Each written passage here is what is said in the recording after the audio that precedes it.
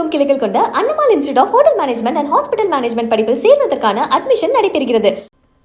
வாடகை தாய் மூலம் பெற்றுக்கொள்ளும் குழந்தைகள் விவகாரத்தில் பெற்றோர் உரிமை கோர தாக்கல் செய்யப்படும் மனுக்கள் மீது கீழமை நீதிமன்றங்கள் 4 வாரங்களில் முடிவெடுக்க வேண்டும் என சென்னை உயர்நீதிமன்றம் உத்தரவிட்டுள்ளது.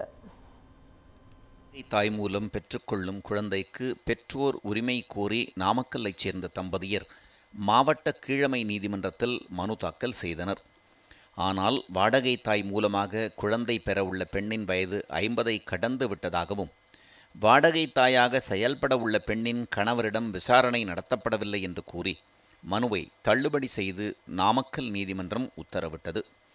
இந்த உத்தரவை எதிர்த்து தாக்கல் செய்யப்பட்ட வழக்கை நீதிபதி ஷமீம் அகமது விசாரித்தார். பெற்றோர் உரிமை கோரிய மனுவை தள்ளுபடி செய்த உத்தரவை ரத்து செய்ததுடன் மீண்டும் இந்த மனுவை பரிசீலித்து 4 வாரங்களில் முடிவெடுக்க நாமக்கல் கீழமை நீதிமன்றத்துக்கு உத்தரவிட்டார். வாடகை தாய் மூலம் குழந்தைகள் பெற்றுக்கொள்வோர் தாக்கல் செய்யும் பெற்றோர் உரிமை கோரும் மனுக்களை கையாள்வது தொடர்பாக விதிமுறைகளையும் வகுத்து அவர் உத்தரவிட்டுள்ளார். வாடகை தாயாக செயல்பட தயாராக உள்ள பெண் விருப்பப்பட்டு வாடகை தாயாகியுள்ளாரா என்பதை விசாரிக்க வேண்டும்.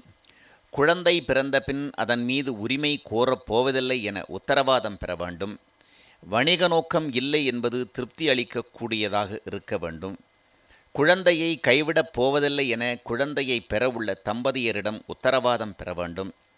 பெற்றோர் உரிமை கோரிய மனுக்களில் 4 வாரங்களில் கீழமை நீதிமன்றங்கள் முடிவெடுக்க வேண்டும் என்பன உள்ளிட்ட விதிமுறைகளை வகுத்து நீதிபதி ஷமீம் அகமது உத்தரவிட்டுள்ளார்.